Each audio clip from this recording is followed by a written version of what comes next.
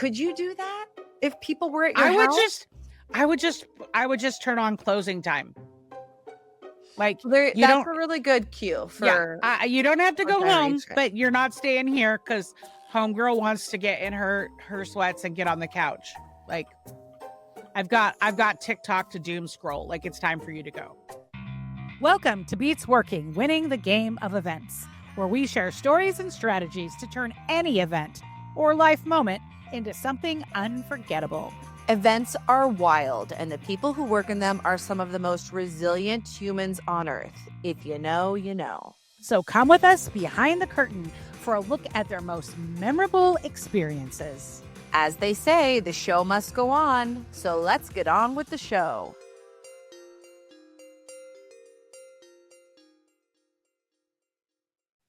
Welcome to Beats Working, where we talk with people that are winning the game of events. And today, we're going to do something a little bit different. It's just going to be me and Libby, but we are going to dive into a book that's been making the rounds in event circles and friend groups alike. It is The 2-Hour Cocktail Party by Nick Gray. It's, first of all, like, I love to judge a book by its cover. And that's how we ended up with this. Is I was scrolling for event books, saw the cover and was like, add to cart. I did not need any more information outside of that because I love the font and I know you love a name tag. Like, you love a name tag. You know how attached I am to name tags. Yeah. Plus, I like the idea of a 2-hour cocktail party. Not too long, not too short. You're in, you're out. Mm-hmm. So this is a refreshingly practical guide that makes hosting simple. It makes gatherings meaningful without the stress. This is kind of like a 101. So for someone who's an event pro, you're not going to need this book, right? But for someone who's new to the game, or maybe coming back to the game, maybe you've been out of the game for a while and you want to just kind of polish up your skills, I think this is the perfect book. I actually think this would make a great gift. Mm-hmm. I do too. To like all the people in our life who have no idea how much work throwing events are. Yeah. Yeah. I can think of like 5 people I would give this to. Because then when they text me questions, I could be like, it's in the book. Yeah. And I don't know why I'm still holding the book up. I'm not going to hold the book up for the entire episode. But I might. Do it. I might. It is actually a pretty thick book too. Just speaking of that. Pages of tips. Yeah. Tips. And illustrations. Did we already talk about the illustrations? Because I like them. We haven't yet, but the illustrations, it's got cute little call outs. It really is formatted more like, I mean, there's no place you can write in any book you want, but it's not like he left out a bunch of places for you to write stuff, but there are little call outs and little tips and little like there are little chapter checklists that you could check off if you wanted to, or you could make a copy. He also includes links to different places where you can get this information online so that you don't have to mess up your book. You can keep it pristine, as I like to do with my books. I mean, maybe Nick is going to see this episode and then will want to come on the podcast. What do you think? I think it's possible. Mm-hmm. I think it's possible. Nick, slide into our DMs because we really like your book. And we're going to spend the next 20 minutes telling you all the reasons why. Mm-hmm. Okay, so where do you want to start? At the beginning? Yeah, let's jump right in. Okay, one thing Nick talks about in this book is the fear of hosting and all of the things that come along with that, the unknown, the uncertain things. But I want to know, what's the biggest block that you've ever personally felt about hosting an event? Well, I don't like it when you're not there.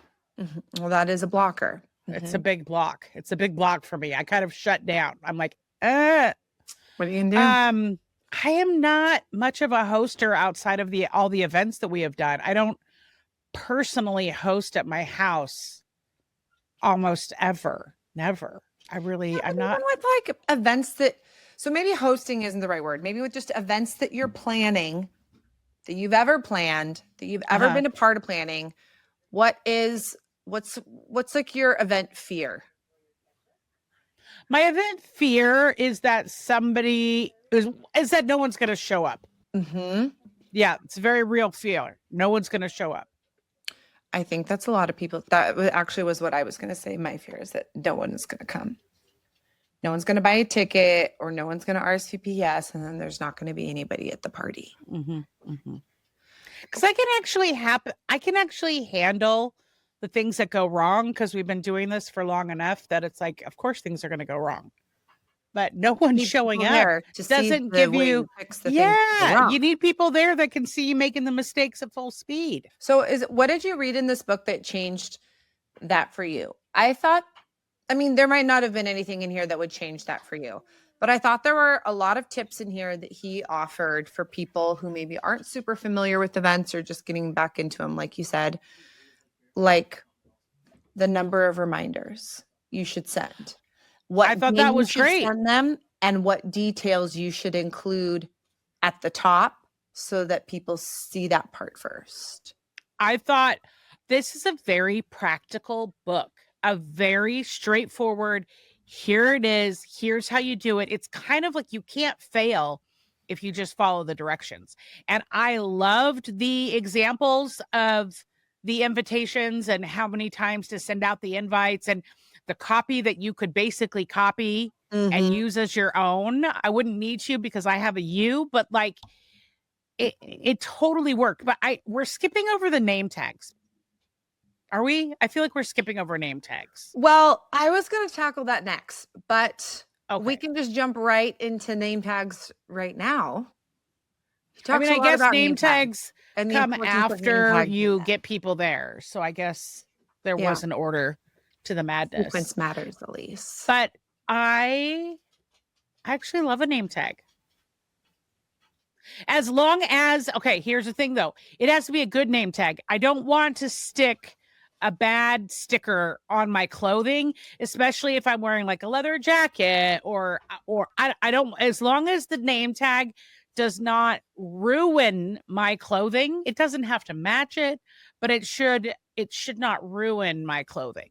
Yes, I think I have a jacket that still has like a name tag sticker, like the bottom of the sticker, like the base of it, where it actually connects to the coat. I've never been able to get it off, so I just leave it on there.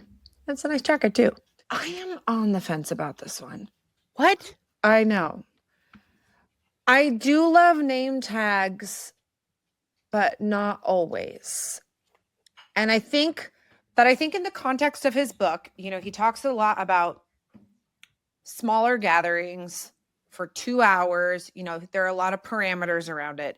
Smaller gathering, 2 hours, lots of tips for connections, both like ways for you to connect with your guests and for ways to you to connect other people. So in that setting where people don't know each other, yes, I would consider name tags. But I don't usually do name tags. But also most of my home events, everybody knows each other. Everybody knows everybody. Or if it's a large event of like 250 people, people don't want a name tag on their cocktail dress or something, that's not really gonna work. But I do think it is really nice to have, especially if you are, meeting a lot of people you don't know. I tend to sometimes black out people's names. A lot of times I'm very good at remembering. Once I remember, I'm really good. I'll never forget it. I agree with that.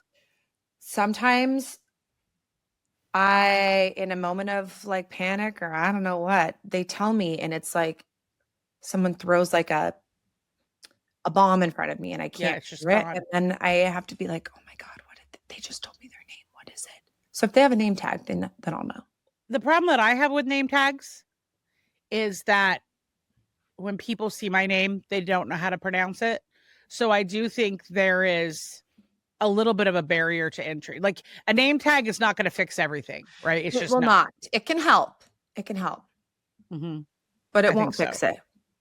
What is aside from name tags, which you love, what is one of your favorite tips from the book? What did you hear that you were like, oh, I should have done this, or I should be doing this, or I'm so glad I do this because it's one of my favorite things to do?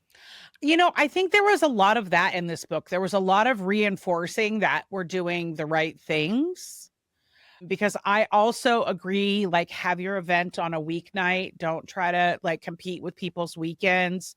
You and I are in the camp that we love a Tuesday, Wednesday, Thursday, but I would prefer a Tuesday or Wednesday.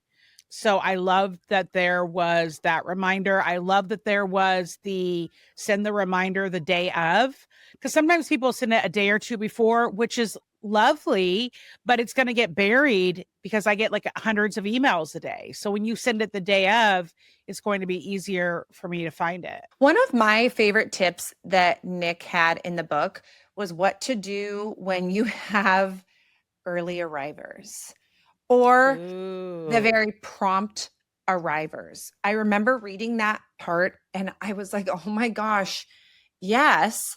I mean, there are always people who arrive right on time, or they arrive a little early because they don't normally do events. So they don't really know that you really shouldn't show up early. Like we're still straightening linens.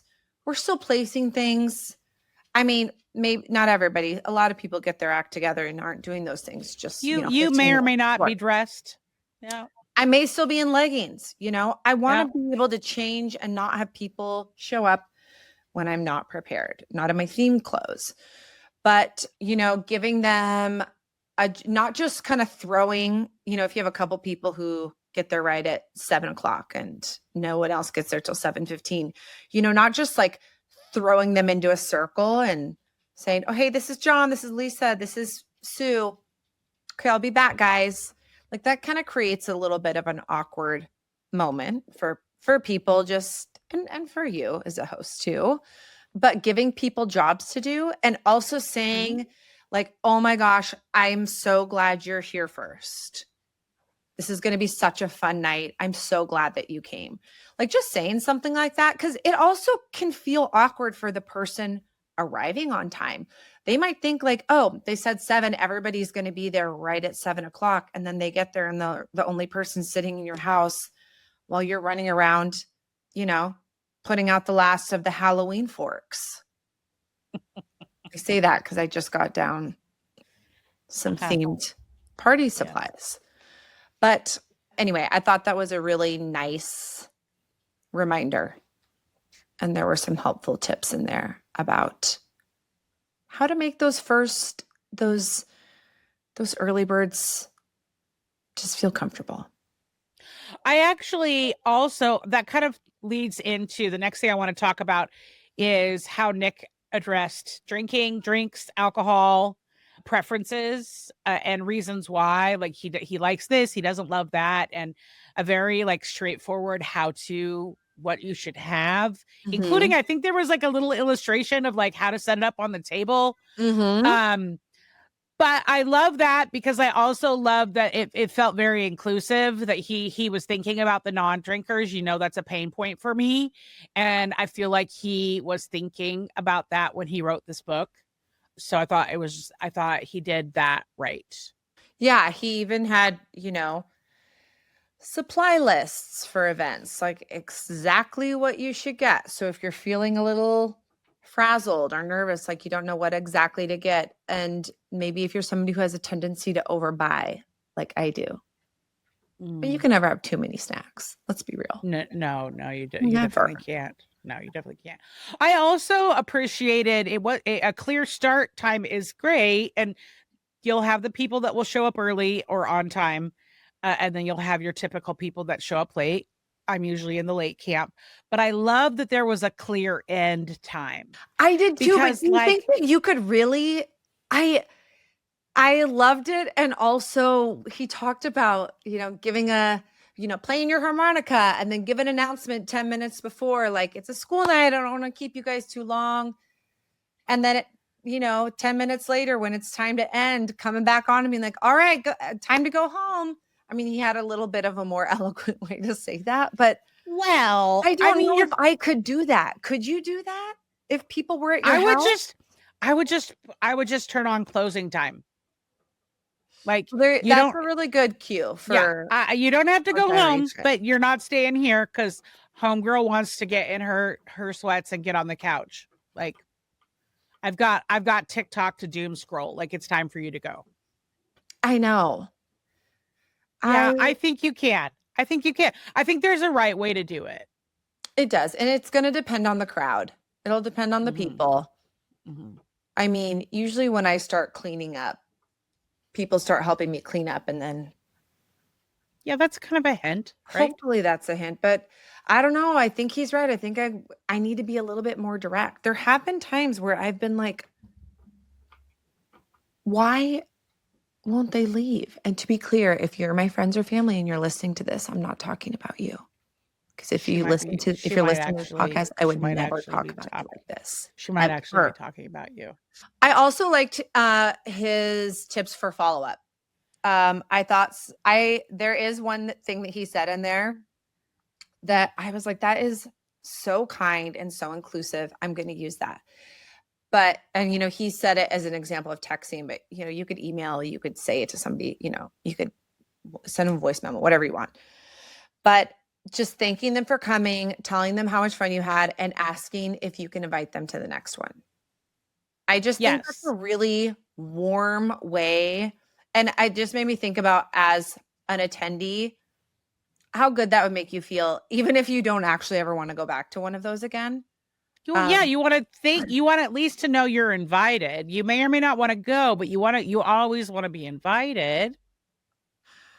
I also like that he was like take a beat before you get all like jacked up and go and plan the next one. Like put your oxygen mask on, like take a minute for yourself and reflect and ask yourself some questions before you just jump into planning the next one. Because it's really easy while you're at an event to start talking about the next event, right? That's a slippery slope that people fall into all the time. I do. It's true. I know, you kind of have to stay where you are.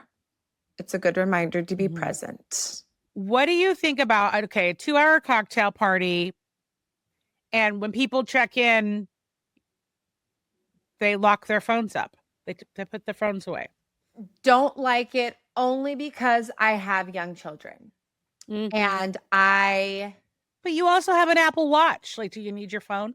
Well, honestly, right now I do. My Apple Watch is acting really weird. I can't really talk on it sometimes. If I try to give a reaction to a message, it doesn't record it. Like, it shows that it did it, but then it just deletes it. It's really weird. So technically right now, yes, I would say my watch isn't really working.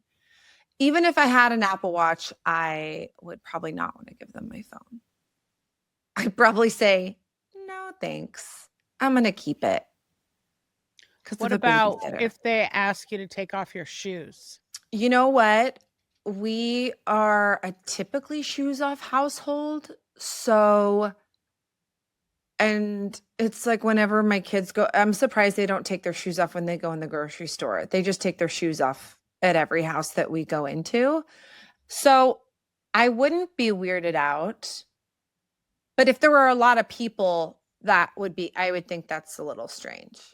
Why does that matter? Why does that matter? When there's a lot of people, why does shoes have to be on if there's more than 10 people? What is the foot rule there, Libby? I don't know. There is just something about there being a lot of people. That literally makes no sense. I don't know. That literally makes no sense, because the more people would be more dirt on the shoes. Isn't that the whole point of taking the shoes off? It is. I don't know. It's just, if there's more than 10 people, I don't want to take my shoes off. I just don't. And there's more like feet. There's more like, just, I don't know. I'll do it. If you'll only invite me if I take my shoes off, I'll do it. Oh no, I actually tell people, no, please keep your shoes on. Like, I have dogs, like, we can't have nice things. Like, please keep your shoes on. It's just better for everybody if you keep your shoes on, please. Well, some people don't have very good foot hygiene, and you got to smell their socks. I don't know. Well, but there are also people like our good friend Deli who, like, at her house it is shoes off, but she's got slippers and socks and you Got all take the them with things. you when you leave. Like, she's got a Yeah, whole welcome kit. I'm not doing that that's either. true. That's very kind. That's a really It good. is very kind, and also I'm not doing that. No, I would rather just like clean my floors really good the next day and not make people take their shoes off. Because here's the other thing. If you don't have a place to put the shoes in a tidy, out of the way place, then Mhm. people just kick their shoes off and then there's just shoes in like every room of the house. And that Mm. makes me a little bit nuts, tripping over shoes all night. So like that, maybe that's why if there's a lot of people, I'm like, just keep your shoes on. I don't want to deal with. Unless there's a shoe check. Maybe Like a that's coat what I check. need. Like a coat check, but it's for shoes, a shoe check.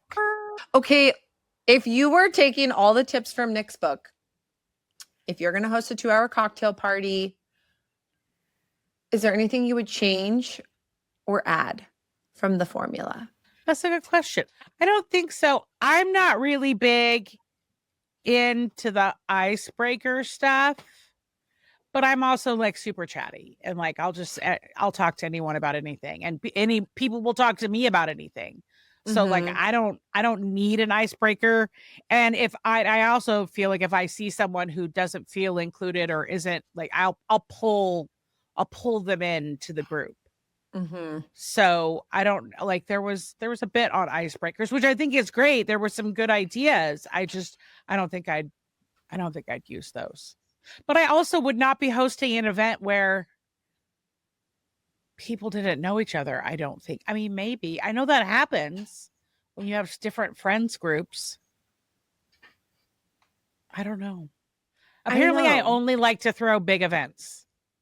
Go big or go home. Big events for lots of strangers or very small events for people that know each other.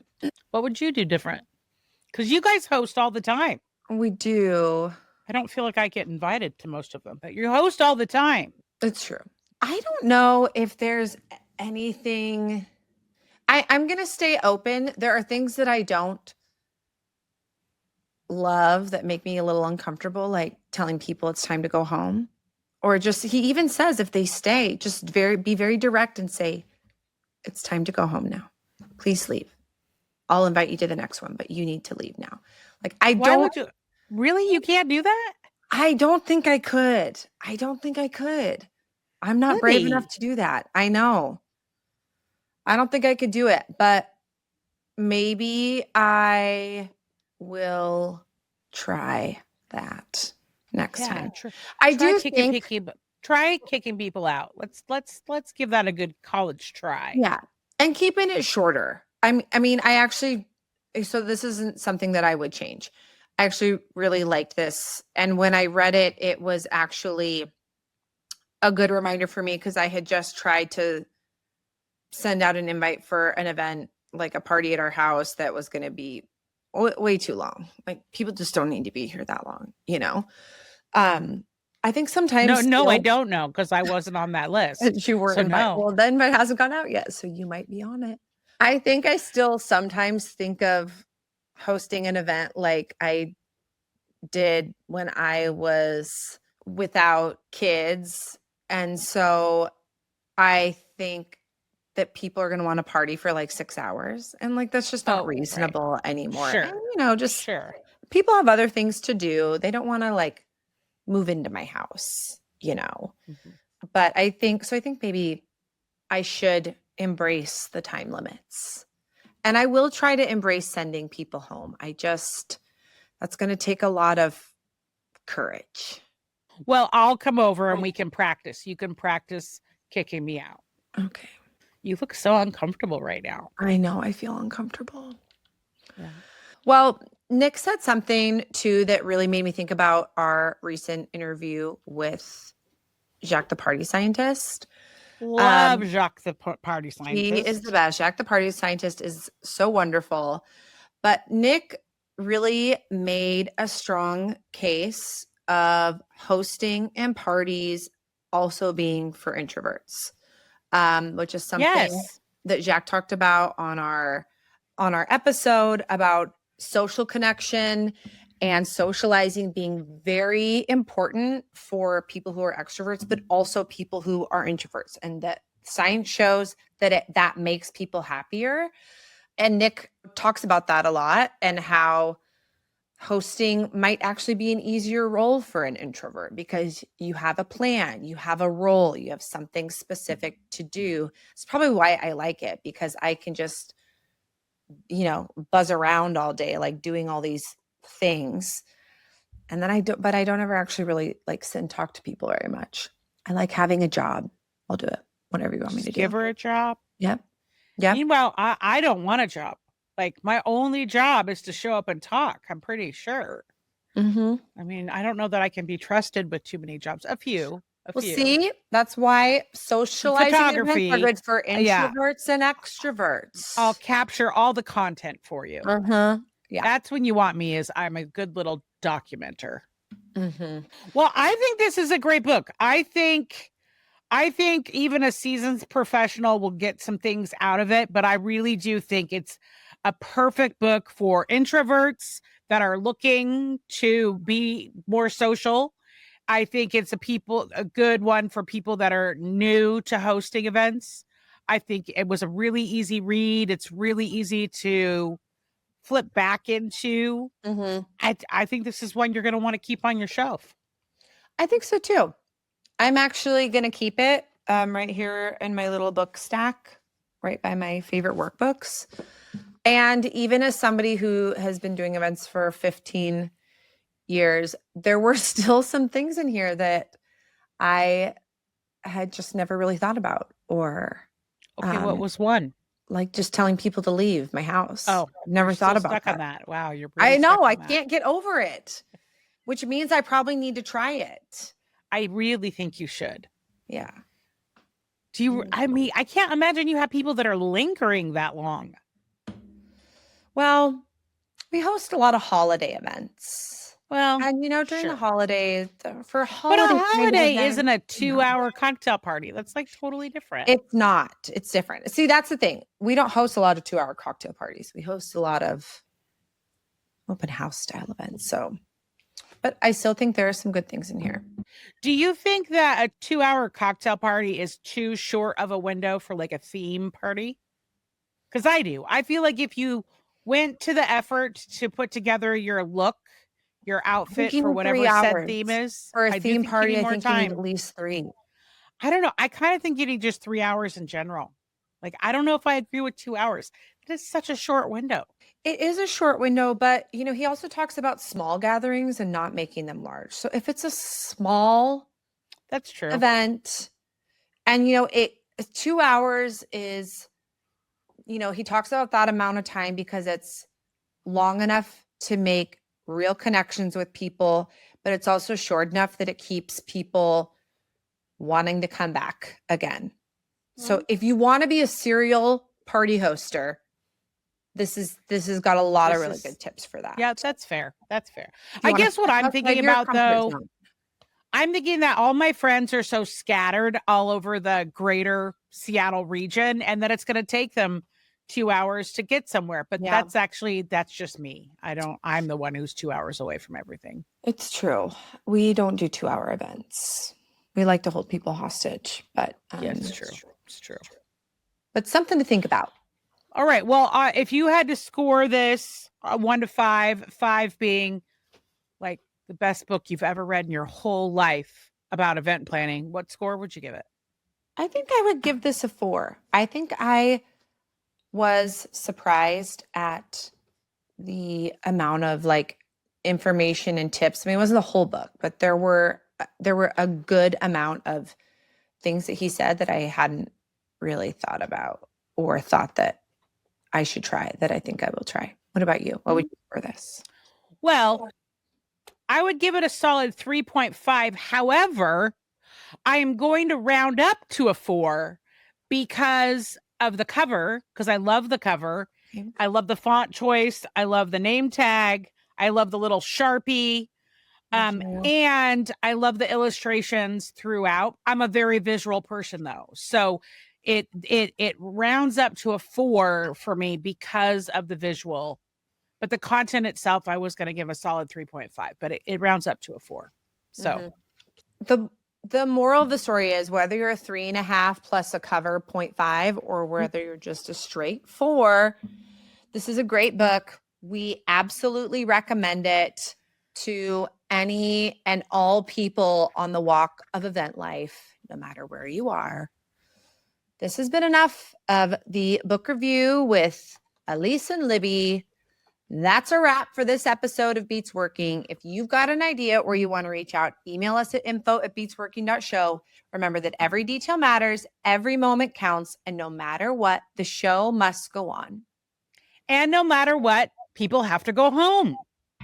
Thanks for listening to Beats Working, Winning the Game of Events, where we explore what it takes to make moments unforgettable. If you're leaving with a little more inspiration, a little more perspective, and a big side ache from all of the laughing at our funny jokes, then we've done our job. Beats Working is a Work P2P production. If you've enjoyed this episode, please don't forget to subscribe, rate, and review us on your favorite podcast platforms. Your support helps us keep the magic going.